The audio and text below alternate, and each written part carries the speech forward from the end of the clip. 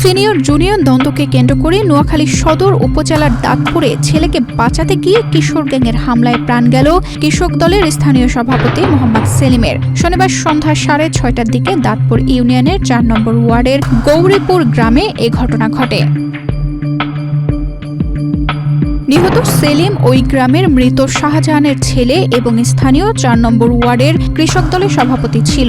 তিনি একজন সাধারণ কৃষক ও চা দোকান হিসেবে এলাকায় পরিচিত ছিল। তার 2 ছেলে ও 2 মেয়ে রয়েছে। পুলিশ ও স্থানীয় সূত্র থেকে জানা গেছে, সেলিমের ছেলে অন্তরের সঙ্গে এলাকার কয়েকজন কিশোর গ্যাং সদস্য সজল, শাওন, ফাহাদ ও রিয়াজ আগে থেকেই সিনিয়র জুনিয়র বিষয় নিয়ে বিরোধ চলছিল। শনিবার দুপুরে এ নিয়ে ফোনে অন্তর ও সজলের মধ্যে বিতণ্ডা হয়। পদ্মা সেতু, মেট্রো রেল এবং এলিভেটেড এক্সপ্রেসওয়ে নির্মাণের গর্বিত অংশীদার বসুন্ধরা সিমেন্ট। এর জেরে সন্ধ্যায় অভিযুক্তরা সেলিমের বাড়ির সামনে এসে অন্তরের উপর ইট পাটকেল নিক্ষেপ করে। এ সময় অন্তরের বড় ভাই শাকিল এগিয়ে গেলে পরিস্থিতি আরো উত্তপ্ত হয়ে ওঠে।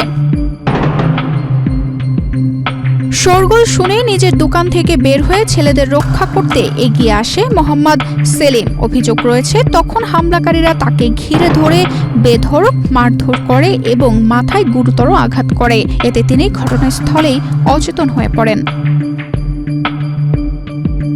পরে স্থানীয়রা তাকে উদ্ধার করে নোয়াখালী 250 শয্যা বিশিষ্ট জেনারেল হাসপাতালে নিয়ে গেলে কর্তব্যরত চিকিৎসক তাকে মৃত ঘোষণা করেন। নিহতের বড় ভাই শাকিল অভিযোগ করে পূর্ব পরিকল্পিতভাবে তাদের বাড়িতে হামলা চালিয়ে তার বাবাকে পিটিয়ে হত্যা করা হয়েছে। এ ঘটনায় শাকিল বাদী হয়ে 7 জনের বিরুদ্ধে মামলা দায়ের করেছেন।